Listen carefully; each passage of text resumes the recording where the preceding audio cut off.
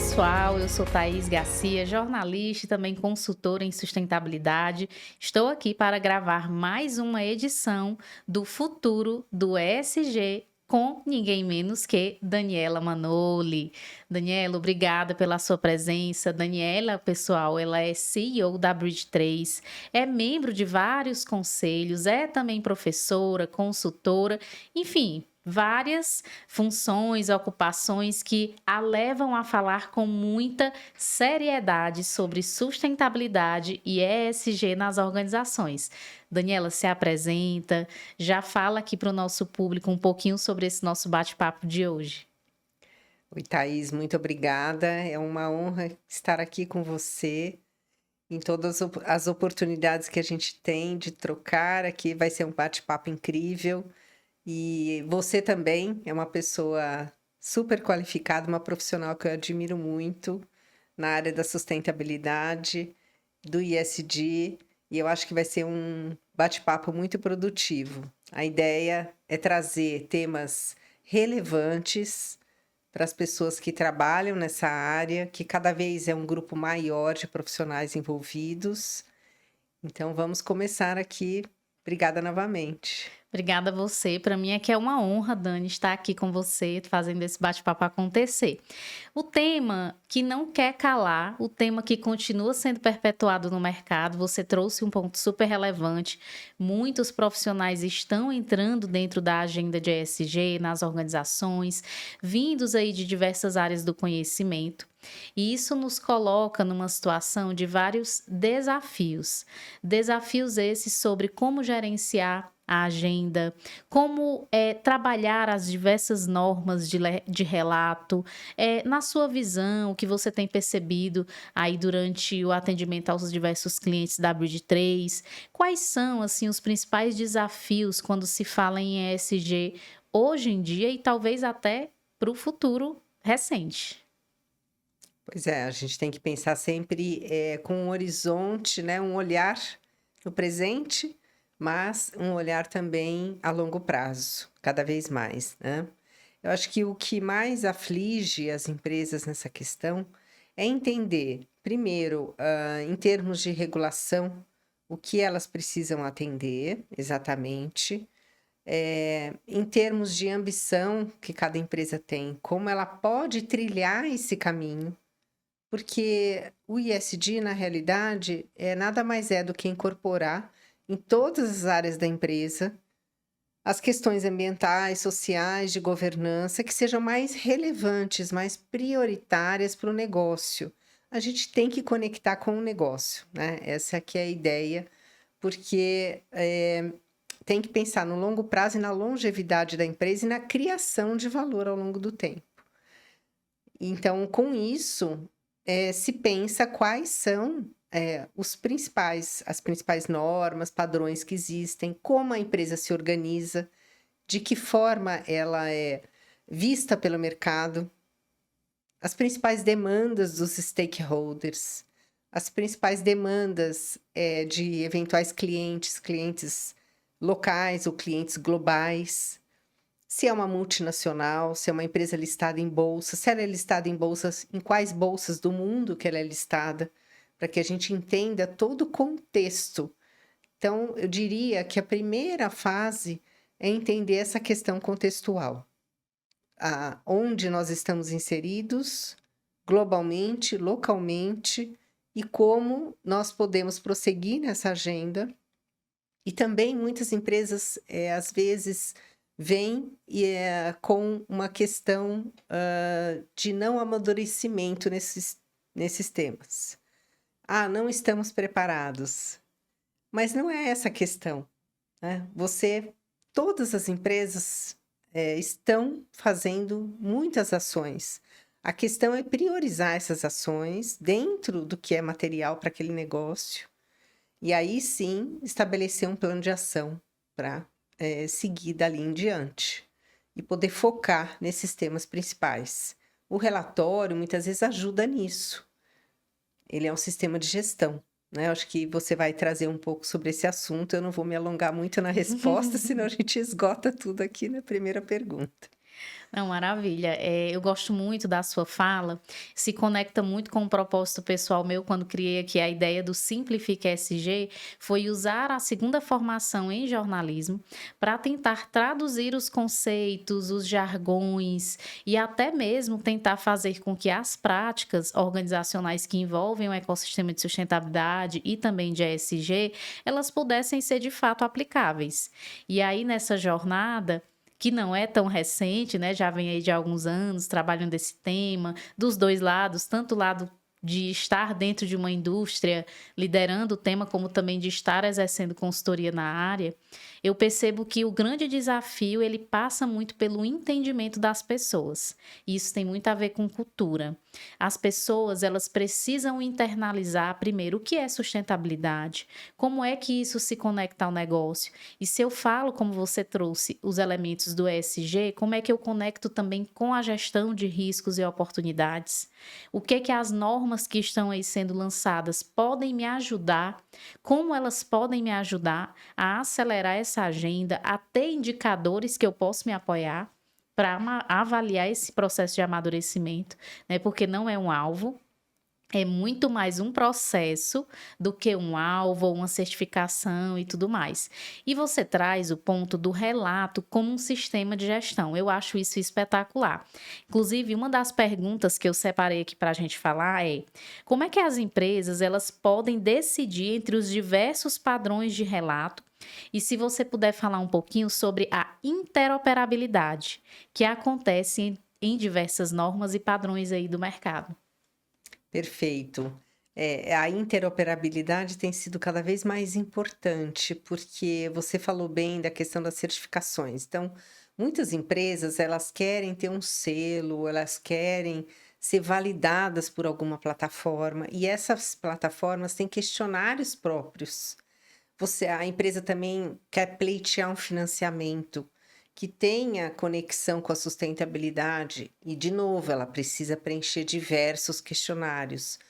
Ela tem investidores internacionais que exigem o atendimento a certos padrões internacionais que também têm suas exigências, também vão mandar seus questionários para que ela preencha aquela porção de planilhas de indicadores. Então, é um mar de respostas que sobrecarrega demais as pessoas que reportam internamente na A empresa. sopa de letrinhas. Pois é, e a grande dilema é como integrar tudo isso, porque às vezes a unidade de medida de um indicador, de um padrão, é diferente da unidade de medida do outro.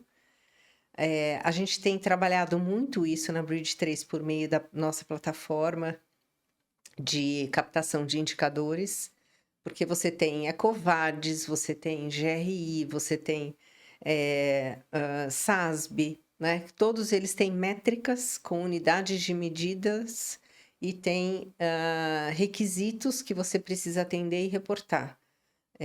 Tem outros, logicamente. Agora, como você decide, né? Foi a sua pergunta. Primeiro, a gente tem que pensar, voltar atrás alguns passos. Então, primeiramente, você identifica seus impactos, você faz a sua materialidade de impacto. E você também, cada vez mais as empresas têm trabalhado a dupla materialidade, que é olhar os impactos do mundo na empresa. E tem os impactos em comum também, que são tanto financeiros quanto de impacto. Agora, a única norma e padrão que traz a materialidade de impacto é a GRI. Então, é muito importante que as empresas, mesmo que agreguem outros padrões, mesmo que atendam à nova regulação do IFRS S1 e S2, que a gente vai falar sobre esse assunto Uhum. também, continue fazendo o GRI, porque ela informa de forma muito importante os impactos potenciais que podem se tornar financeiros com o tempo.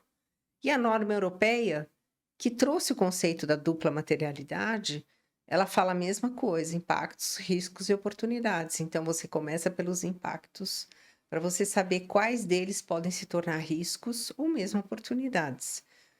Então, isso vai determinar, de alguma forma, os padrões que a empresa precisa atender, como também a a forma da empresa se organizar, que a gente estava falando. Uhum. Se ela é uma empresa listada em bolsa, aí ela precisa atender certas regulações. Se é uma estatal, se é uma empresa de economia mista, e aí as agências reguladoras têm suas próprias exigências. Se for uma instituição financeira, também o Conselho Monetário Nacional aqui no Brasil faz as suas próprias exigências também. Se a empresa é uma empresa de capital fechado, mas ela busca financiamento, ela emite títulos de dívida, ela também tem que atender certas exigências por parte do regulador para prestar conta para os investidores. Então, depende muito do setor de atuação, da forma que a empresa é organizada, o atendimento às normas e padrões que ela vai ter que cumprir. Às vezes existe a opção, ela pode fazer um relatório de sustentabilidade utilizando as normas GRI, ou ela pode fazer um relatório integrado, por exemplo, né? Utilizando a estrutura do relato integrado. Ou ela pode juntar os dois. Sim, Pode integrar também com os Objetivos de Desenvolvimento Sustentável, que é a Agenda 2030, que é o compromisso de todos nós, inclusive como sim, cidadãos, cumprir com essa agenda, que está aí, batendo na porta já, sim. né? Então, são decisões que dependem muito de uma análise de contexto, de novo, que a gente tem que fazer em conjunto, né? Muitas empresas estão agregando outras estruturas para se preparar para as IFRS S1 e S2, como o TCFD. E aí a gente pode tentar explicar um pouquinho o que significa essa sopa de letrinhas, Sim, mas você pode começar pelo mais simples, né? Que é sim. fazer um relatório GRI, identificando seus impactos, fazendo sua materialidade de impacto. O importante é utilizar essa ferramenta como um sistema de gestão, como a gente estava falando no começo. Perfeito. E eu concordo com você, e aí até complemento um pouco no entendimento de que muitas pessoas me procuraram quando surgiu lá a regulação da CVM 193, trazendo ali o IFRS como uma agenda obrigatória para as empresas de capital aberto, detalhando ali os tempos marcos de adequação. Muitas pessoas, tanto de empresas fechadas como abertas também, me perguntavam assim: Thaís, então quer dizer que o GRI vai acabar? E eu dizia, calma lá, como é que eu respondo uma pergunta como essa sem dar a entender que não é questão de acabar?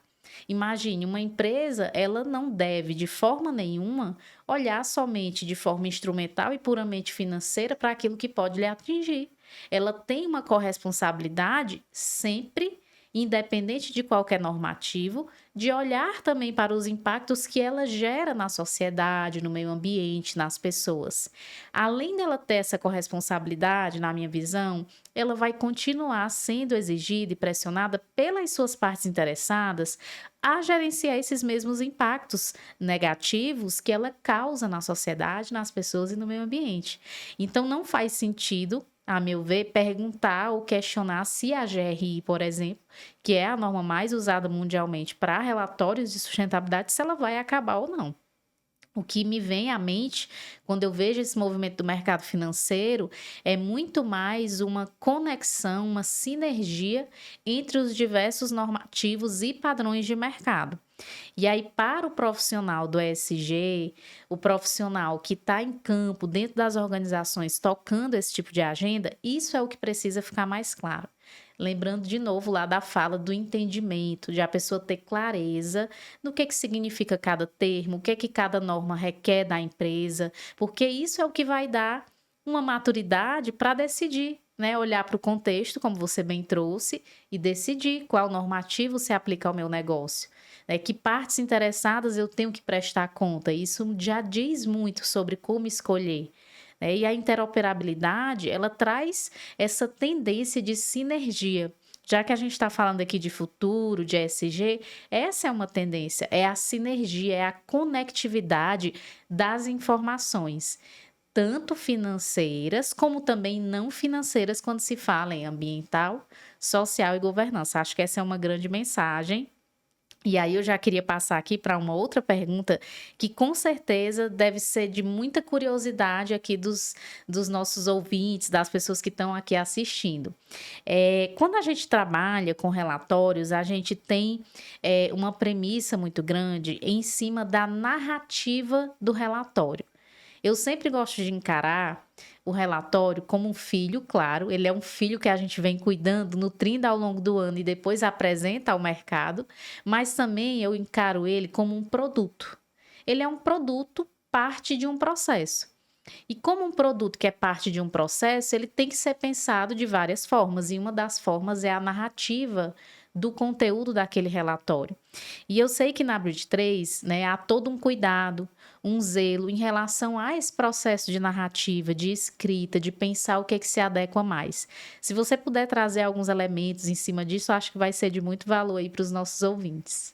Perfeito, Thaís. Não, é muito bom você ter trazido esse assunto, porque a gente entende, e aí eu até já levei bronca em cursos nossos de comunicadores, falando, quando a gente brinca, né, que o relatório, ele é uma peça de comunicação, óbvio, né? Ele não é uma peça de Uhum, marketing, mas ele é uma perfeito. peça de comunicação. Então, os comunicadores, eles gostam que a gente use a linguagem correta, né? Então, você como jornalista, entende muito bem o que eu estou falando, né? Então, a gente precisa entender, primeiramente, a linguagem que a empresa utiliza no seu dia a dia para se comunicar com seus stakeholders. Ela usa termos em inglês, normalmente? A gente tem um cliente que a gente É, atende que de 10 palavras eles falam 8 em inglês. é. Aí tudo bem você colocar no relatório. Mas se você está tratando de uma empresa familiar que está lá no interior de algum estado que não tem esse hábito, né, de usar termos em inglês, pode até contratar um CEO de fora que gosta de falar termos em inglês. Mas a gente tem que adequar a linguagem à linguagem que é falada no dia a dia da empresa. Então, isso é uma primeira coisa que a gente tem esse cuidado de captar qual é a linguagem que a empresa utiliza no seu dia a dia. O pessoal de marketing da empresa, de comunicação, traz muito esse discurso, muitos deles já têm até isso por escrito. Então, é fácil a gente identificar, ler materiais da empresa, né, para conhecer essa linguagem, a gente faz um mergulho, né, na história da empresa, naquela narrativa, para poder fazer essa construção, que é uma construção conjunta, porque a gente tem que aliar toda a parte técnica e dura da norma É. com um texto que seja fluido e conte aquela narrativa de uma forma que atrai as pessoas a realmente ler o relatório. É que é difícil, é uma leitura pesada É, muitas vezes, né? Porque você traz dados, você traz informações que às vezes não são muito palatáveis, né? Então a gente precisa ter essa preocupação e muitas vezes também passar por várias mãos, vários olhares, né? Várias revisões e também validações na própria empresa. Às vezes tem um diretor ou uma diretora que gosta muito de imprimir a sua uhum, marca naquele texto, então sim, gosta de fazer aquela revisão, aquela validação. Então é todo um processo, como você falou. é, É um processo que ele muitas vezes amadurece durante aquele trabalho. E é preciso colocar no relatório, refletir a cultura da empresa. Você trouxe a questão da cultura. A gente dá um curso de relato integrado, pensamento integrado, onde uma das perguntas que a gente faz para os alunos num dos exercícios é: você consegue enxergar de forma holística o pensamento integrado no relatório? E eles falam: mas como eu vou ver isso? É difícil, né? Você enxergar a cultura da empresa no texto é, de um relatório. Mas assim como quando a gente entra numa empresa e a gente sente aquele ar, aquela cultura da empresa, né, até no modo das pessoas cumprimentarem, no modo das pessoas tratarem, a gente consegue sentir isso ao ler um relatório. Então é isso que a gente gosta de, refletir no relatório, aquele jeito de ser da empresa, para perfeito. que ele seja um reflexo da empresa, né. Perfeito. E também o relatório, a narrativa, ela não é só no texto bruto, no texto escrito, né? A narrativa, ela está ligada a como você conta a história de algo, como você conta a história do ano anterior, que é o ano base, geralmente reportado pelas empresas, naquele produto relatório, né? Então, ela perpassa, aliás, o texto, as imagens, os elementos gráficos que você utiliza no documento, né? Então, é pensar o conjunto da obra, digamos assim. Então, trazendo um pouco do que você falou também, faz sentido a empresa fazer um relatório, se ela é uma empresa que tem uma cultura bem humanizada, que conversa ali com o seu público interno na ponta, utilizar, por exemplo, no relatório somente foto de banco de imagens, né? Fica a pergunta, o questionamento, porque tudo isso tem que ser pensado e alinhado dentro dessa lógica de narrativa, que é um ponto muito importante do relatório. E aí tem um penúltimo ponto aqui que eu queria levantar, que também está ligado a relato, né? Que é em relação à coleta de dados. A coleta de dados, ela não deve ser um gargalo, não é assim, Dani? Pois é, né? E Muitas vezes é, mas não deveria. não deveria. E a gente está tentando tirar essa dor, né, cada vez mais, nos trabalhos que a gente faz. A gente entende que a tecnologia ela é uma aliada, mas ela não pode ser um fim em si mesma, né? Ela tem que andar junto com a parte científica, vamos dizer, desse trabalho que a gente faz. Então, se a norma exige um fundamento, a captação de um conteúdo de uma forma, a plataforma que você coleta aquele dado precisa refletir aquela forma de coleta. Se você tem uma asseguração por uma terceira parte, você também tem que ter o dado de uma forma que seja rastreável para o asegurador, porque ele vai querer saber de onde veio aquele dado. Como você capta esse dado, né? Então, assim, cada vez mais a gente vê as empresas ou tendo plataformas próprias, ou nas concorrências exigindo que as empresas tenham uma plataforma, porque é cansativo, né? Todo ano, vamos dizer que a empresa mude de consultoria, ter novas planilhas, captar todos aqueles dados de novo, requisitar das áreas, o pessoal da sustentabilidade já fica até mal visto, né? Pelas outras áreas. Ih, lá Já vem, vem de novo. já vem de novo o pessoal da sustentabilidade. Então, a gente tem que criar um fluxo contínuo, uma forma de você fazer uma gestão desses dados que seja até natural, que as pessoas já coloquem esses dados ao longo do ano, os dados que são mensais, os que fecham anualmente, tudo bem. Quem trabalha com ano safra, fechou a safra, também já vai lançar os dados. Dados que a gente depende das informações financeiras, a gente espera fechar o ano financeiro também. Depende de onde vem o dado, né? As áreas de recursos humanos geralmente fecham anualmente os dados e assim vai. A área de saúde e segurança, ambiental, inventário de gás de efeito estufa, né? Todos esses dados que a gente depende para fechar o relatório. E aí a gente precisa ter uma forma de captar esses dados que não cause essa dor tão grande, que seja uma forma mais dinâmica e uma forma que as pessoas não despendam, né, tanto tempo e tanto esforço, e que seja rastreável também para o asegurador e para quem vai fazer a conferência depois, né? Perfeito. Eu já ouvi muitos questionamentos e reflexões das pessoas que vivem esse processo, né? De todo ano abrir ali a cotação, concorrer fornecedores entre si para participar, para definir quem vai ser a empresa que vai fazer. E às vezes eu já cheguei a ouvir assim: ah, mas tanto faz planilha ou sistema, não vai ter que preencher do mesmo jeito? E eu acho que não tanto faz, não é bem assim a lógica. Você traz o ponto, Dani, da rastreabilidade. Então eu acho que ter o sistema, ter uma ferramenta que possa gerenciar o processo de coleta, ainda que seja anual, todo ano vamos ter que inserir, ainda assim a ferramenta, ela padroniza, ela traz segurança e ela traz registro.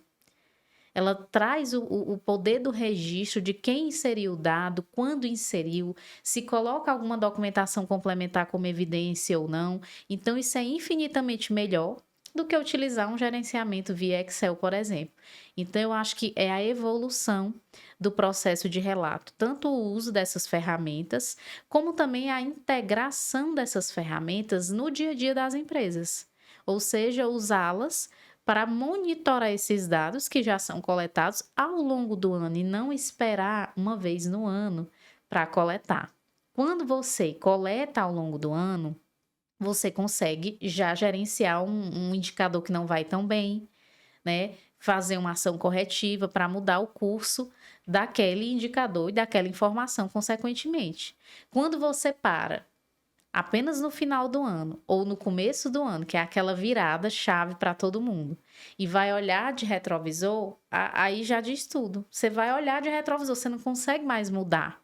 Aí você vai ter um esforço para exercer de fato a transparência e ficar justificando por que esse dado oscilou, por que está ruim, né? O que poderia ter sido feito, o que vai ser feito no futuro, e às vezes nem todo mundo consegue fazer essa narrativa de forma consistente. Até porque muitos desses indicadores, conteúdos estão atrelados a metas. Sim. Tem que ser cumpridas naquele ano. Se você não monitora, como você falou, mensalmente, como você vai saber que você está atingindo ou não aquela meta, que você precisa fazer uma correção de rumo? E cada vez mais existe algo que é atrelar as metas à remuneração variável do alto nível da organização. A gente consegue verificar se realmente a estratégia da sustentabilidade está incorporada naquela organização. Um dos sinais é se parte ou boa parte da remuneração variável dos executivos está atrelada a essas metas da sustentabilidade. Para isso, você precisa monitorar esses conteúdos, né? E para isso você precisa realmente acompanhar ao longo do ano e não só uma vez por ano. Exato, exatamente. E aí esse último ponto que você traz já conectou aqui com a minha última pergunta sobre engajamento da alta liderança ou da alta gestão no relato, né? Como é que o relatório ele passa de uma tarefa simples para algo que tem um poder muito maior, quando trabalhado corretamente pela alta gestão, e na sua visão, qual que deve ser o papel ideal dessa alta gestão no processo de relato em si? Deve ser de um engajamento total, o ideal, né? A gente teve uma experiência muito feliz com um cliente que o CEO era o coordenador da equipe, que coordenava o relatório. Então, para nós era o céu, porque andava tão rápido o processo. Qualquer validação necessária com o conselho de administração, ele, inclusive, incorporou toda a linguagem, assim, rapidamente. E ele, nas reuniões de conselho que a gente participava com ele, assim, dava de, assim, Era nota embaixador do 10, tema. embaixador. E as coisas se resolviam muito rapidamente. Então, a ideia é essa, que a gente tenha um engajamento tal, que a pessoa entenda a importância daqueles temas, ele saiba que aquilo vai ajudar a mover toda a empresa em direção aos temas prioritários, vai ajudar ele, inclusive, a atingir as metas dele, vai ajudar ele, inclusive, a manter comprometidos os funcionários, e vai ajudar a focar nos projetos prioritários, e vai ajudar, inclusive, ele a ter essa interlocução junto ao conselho em relação à sustentabilidade, ao ESG. Acelera o aprendizado da própria auto-administração, que é algo, por exemplo, que as normas IFRS S1 e S2 exigem, que é o letramento da autogestão. Se você ficar parte do processo, né? É mais difícil, mesmo que você faça um treinamento do conselho, da direção, se você não tem contato com passo a passo, como que você vai entender as dores daquele processo? Como que você vai fazer aquele aprendizado na prática? Se você se envolve mais nas etapas, e a gente procura muito, quando a gente desenvolve os cronogramas com os clientes, deixar claro que é muito importante que a autodireção participe de todo o processo. Ele quer validar os temas materiais, ele quer participar da validação do questionário que vai para os stakeholders. Ótimo! A gente coloca no cronograma essas validações. Ele quer participar da validação do rascunho do relatório antes que ele seja diagramado? Ótimo! Ou só depois, no final? é menos aconselhável, mas é o que acontece na maioria dos É. casos. E aí a gente tem surpresas, às vezes, muito desagradáveis, porque ele vai ficar frustrado, porque ele vai ver o que ele não esperava, Uhum.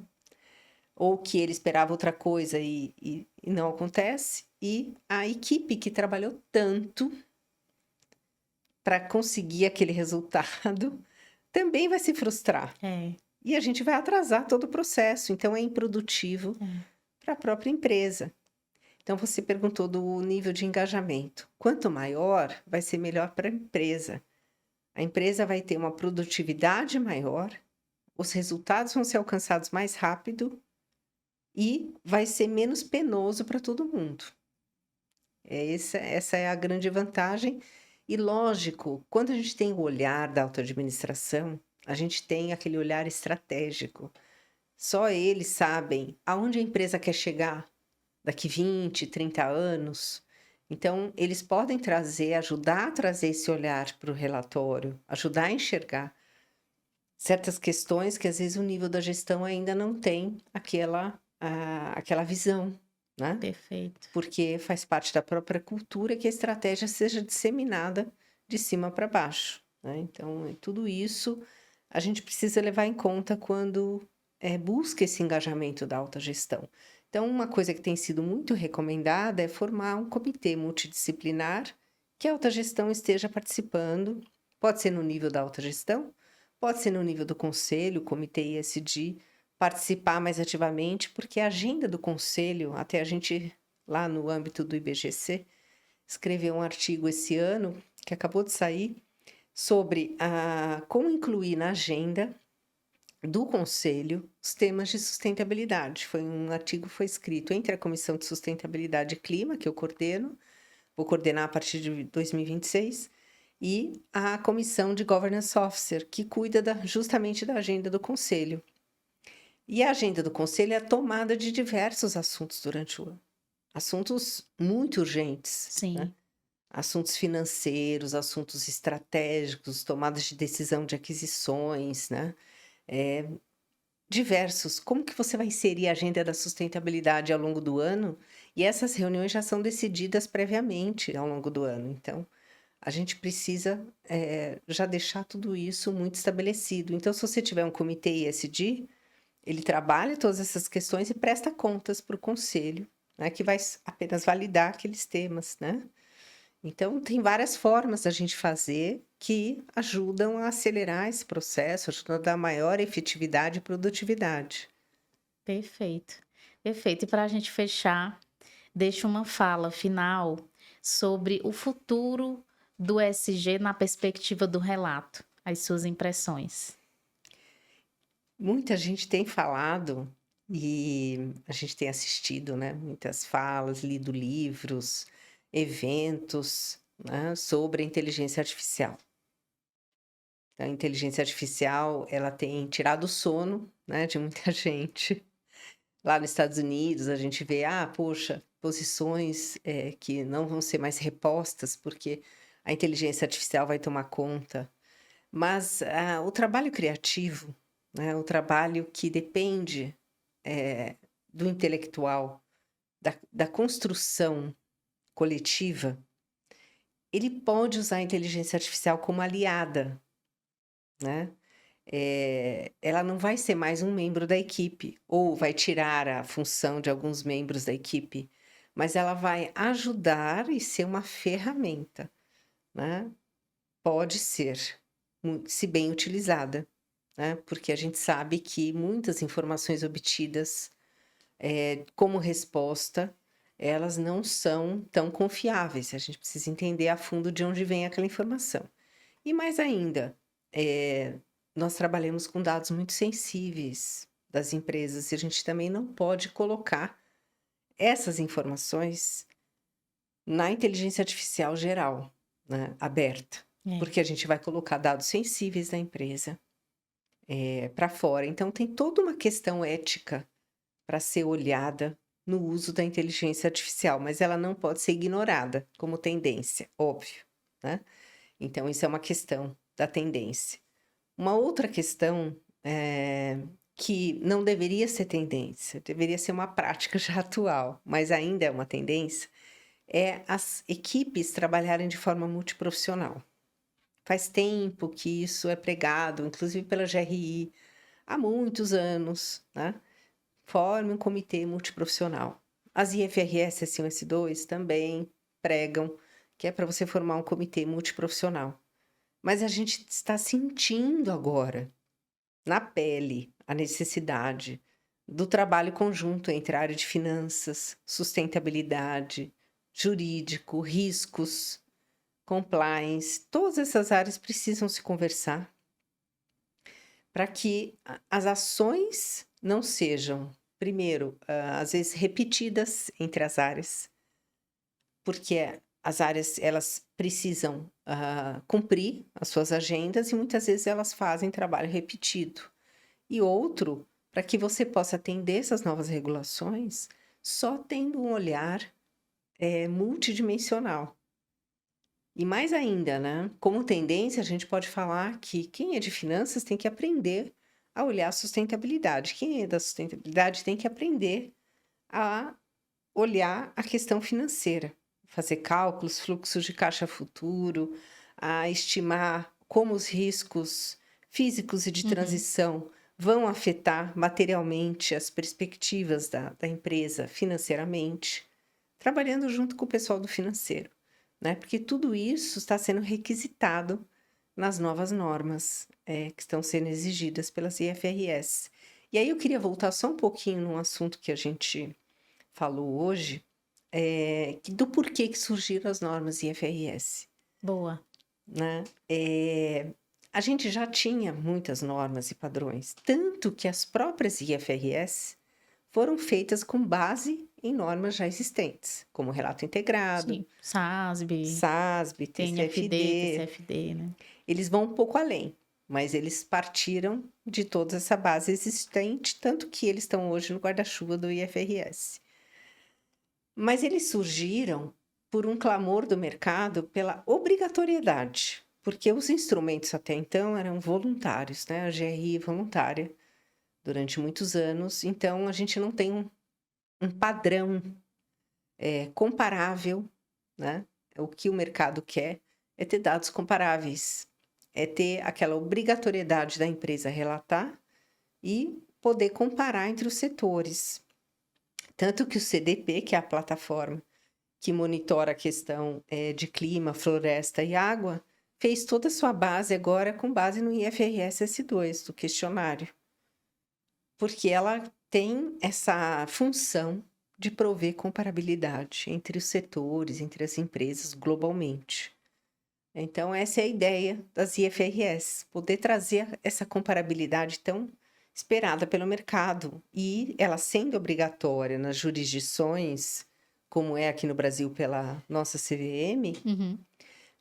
e já foi adotada por cerca de 35 jurisdições no mundo, cada vez mais a gente vai ter empresas reportando de acordo com esse padrão e, teoricamente, a gente vai ter aí dados mais comparáveis, né? Sim. Então, isso talvez seja uma outra tendência, a gente ter uma comparabilidade maior. A gente tem a norma europeia, que é muito interessante, o CSRD, ele traz essa questão da empresa entregar não só o relatório em PDF, mas o relatório em HTML. Então, também tem essa ideia da comparabilidade, mas aí de uma forma totalmente automatizada, Sim, que ele pode ser lido e por até palavras-chave. facilmente com mais comparado. Exatamente, essa toda a ideia. Então, acho que isso é uma tendência, talvez os relatórios não serem entregues mais somente no formato PDF. A gente tem visto algumas demandas para relatórios com acessibilidade para pessoas com deficiência, que isso é bem interessante, Sim. né? A gente ter cada vez mais acesso por meio dos diversos públicos e o fato das empresas quererem dar esse acesso. Num formato que a pessoa que tem uma dificuldade, uma deficiência, ela consiga ler, ouvir o relatório, ler ou ouvir o relatório, dependendo da deficiência, é muito interessante também. Então, assim, como tendências, a gente tem essa questão de você ser cada vez mais multiprofissional, né? Não dá para construir o relatório somente com um Sozinho. dos lados, não dá. E você fazer uso das novas tecnologias, como a inteligência artificial, como meio, mas com todos os cuidados necessários, tanto do caminho de ida quanto de volta. E a questão de você buscar aí atender esses padrões novos que buscam essa comparabilidade.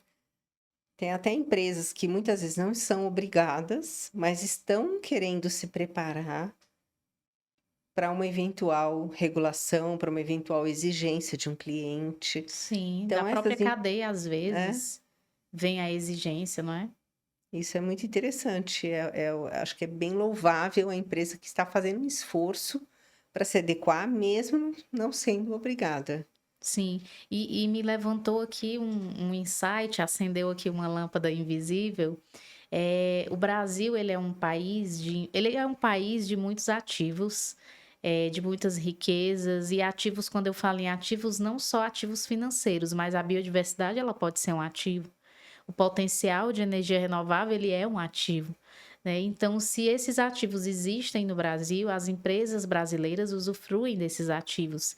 E muitas vezes, quando comparadas com outras companhias de mesmo setor, porém de outras localidades aí ao redor do mundo, elas podem ter um diferencial. Então, se a gente tem uma matriz predominantemente renovável, e eu tenho uma empresa que opera no Brasil e ela faz uso dessa matriz, será que ela não tem aí uma vantagem quando comparada com outra empresa de qualquer outro lugar do mundo que não tem isso? Então, a comparação, ela é positiva. Eu acho que a intenção é sempre a mais positiva das intenções. É obter transparência em cima do que de fato é um desafio para cada organização, considerando aí todo o seu contexto, a sua operação, sua cadeia de valor e tudo mais. Você trouxe um ponto muito interessante que está havendo um movimento muito grande para que os padrões de medição de carbono, por exemplo, considerem as regionalidades. Então, no Brasil, por exemplo, o nosso solo tem algumas questões até de profundidade de medição, que você tem matéria orgânica de forma mais profunda do que em outros países. E os protocolos que medem esse carbono retido, muitas vezes utilizam profundidades com base em outras realidades, não na realidade brasileira. É, Então, está tendo uma discussão bastante profunda em relação a isso, para ser mais justo o processo, e considerar as regionalidades. Então, realmente, o Brasil ele tem uma característica própria e ela precisa ser considerada nos padrões internacionais de medição para que a comparabilidade seja justa. Tem tudo verdade. isso também para a gente considerar. Estamos ainda longe de tudo isso, então acho que isso é uma tendência também. Perfeito.